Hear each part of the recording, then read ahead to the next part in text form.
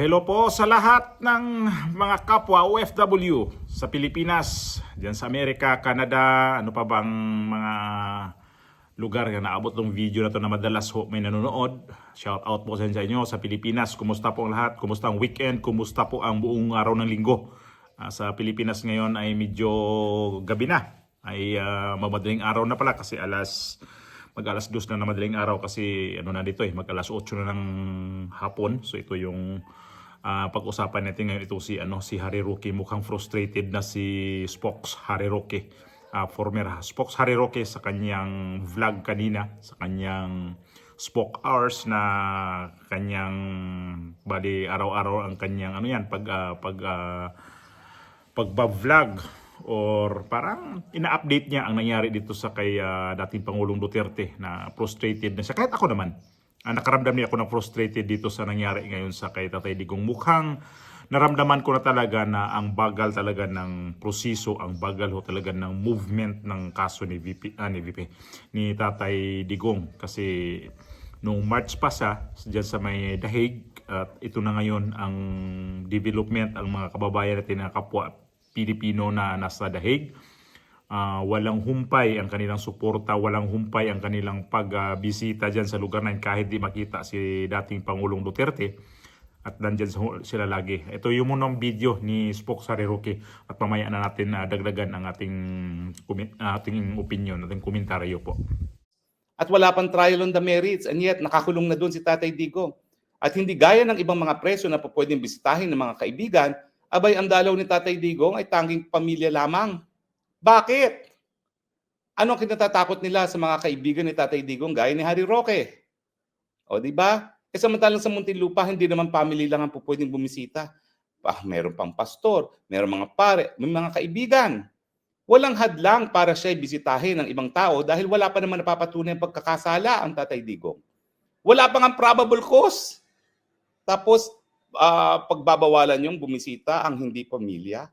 Ewan ko ba kung ano nangyayari dito sa ICC na ito, pero hindi talaga makatarungan ng siste na wala pang probable cause, nakakulong ka na at napakatagal ng panahon na lumilipas dito nga sa tinatawag natin pre-trial detention na wala pang napapatunayang probable cause, kulong na sa akusado. Hindi po makatarungan yan. Hapon po, nagkaroon ng pag-rally muli para hingin ng pagpapalaya ni Tatay Digong. Wala po ako doon dahil meron po akong kapatid na bumibisita at meron kaming galing po sa ibang bansa at meron kaming ginawa. Pero sa akin nga po, talaga pong ang remedyo para siya ay mapalaya, nakasalalay po yan sa legal na proseso at kung hindi po makukuha yan sa legal na proseso sa ICC, gumamit ng ibang legal na proseso. At yun naman aking minumungkahi na hindi na pagbibigyan ng pamilya. Nasa kanila po yan. Pamilya po sila. Hindi po tayo matitinag sa pagbibigay ng suhestyon. Bagamat tao rin po, no? Dumarating sa punto na parang ayaw mo na magbigay ng suhestyon kung talaga namang hindi ka napapakinggan. Pasensya na po, tao lang po. Iyan po ang aking damdamin. No?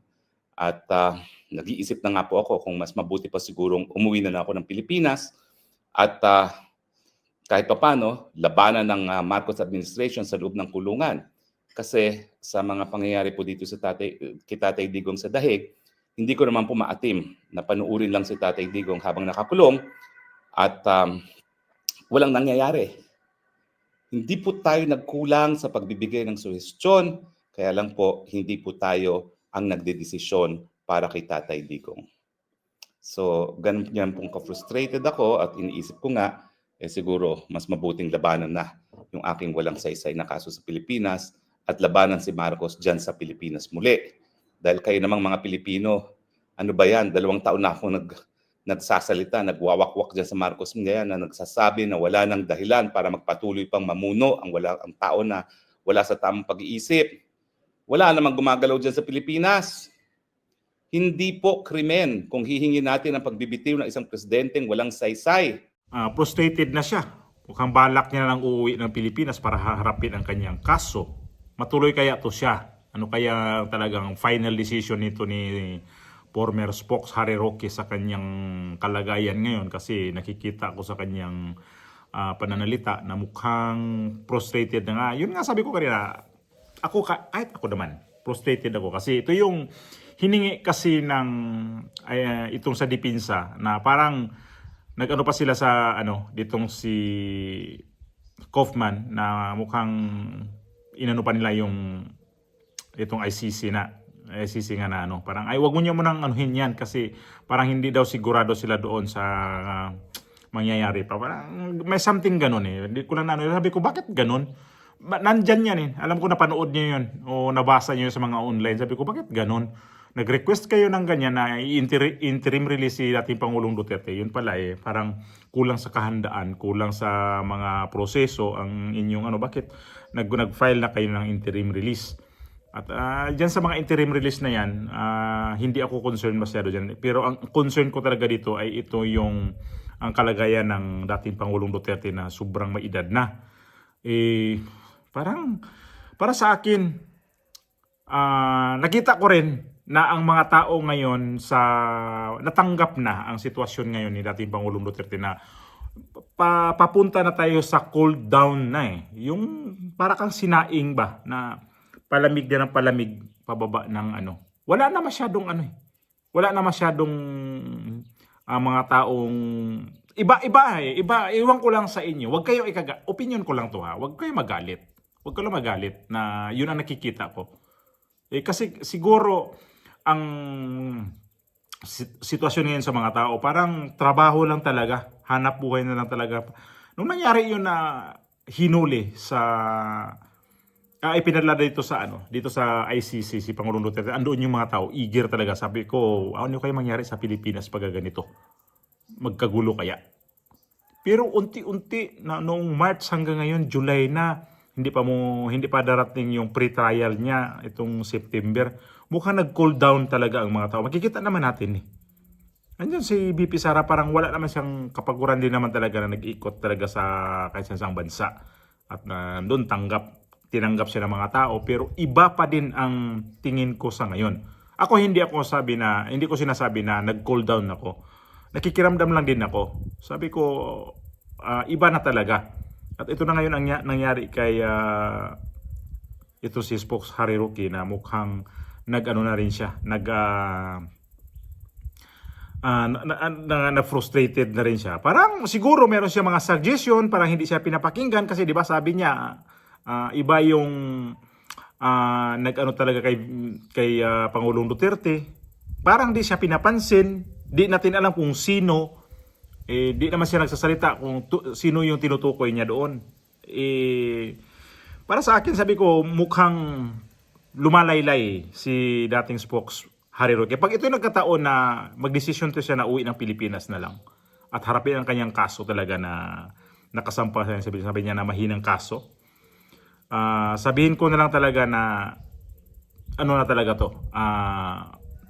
Mukhang palamig na ng palamig talaga itong sitwasyon natin. At ito, darating talaga ang araw na ang tanong ko nga lagi kung anong mangyari ni dating Pangulong Duterte sa Dahig. Kasi nga alam na natin may edad na. So, ano nito? Anong kasunod nito?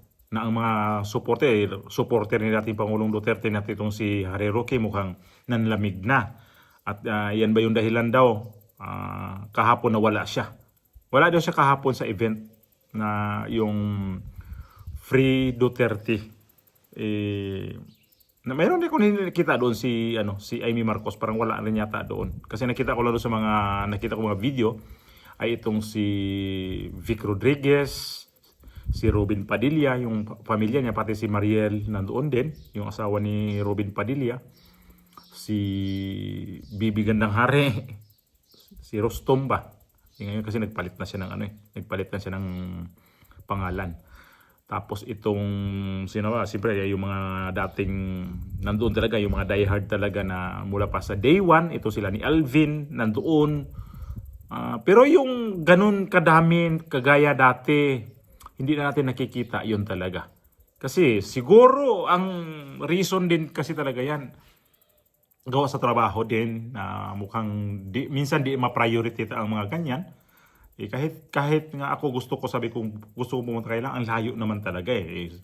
Gagastos din naman talaga ng medyo malaki-laki din ng pamasahe pa lang. Yung pagdating doon, mag-hotel ka pa. Ay, nakita ko rin itong si Boss Dada, nandoon din. Oo, nagba-vlog yun mula Naiya hanggang ano yata siya nakita ko hanggang Abu Dhabi. Oh, yun, Abu Dhabi.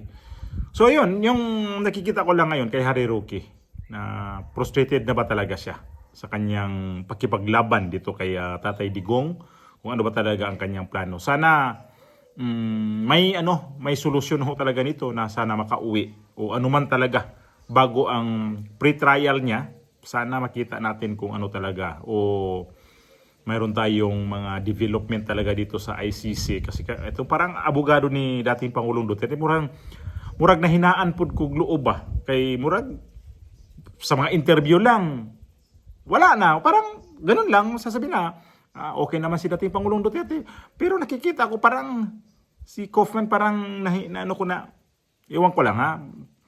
Parang para sa akin, tama ba yung kinuha to ni abogado ni VP Sara si Kaufman? Mukhang para sa akin purang mahina.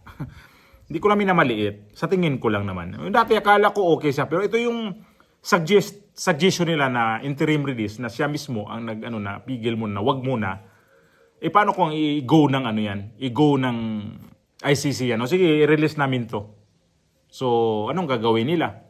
Patulugin nila sa kalye si dating Pangulong Duterte. Yung saan nila dadalhin yan? Cueva. Kasi wala pa namang alam daw kung anong bansa talaga ang pagdalhan ni dating Pangulong Duterte. At sabi naman ni VP Sara, mayroon naman daw ang bansa ng handang kukupkop kay dating Pangulong Duterte.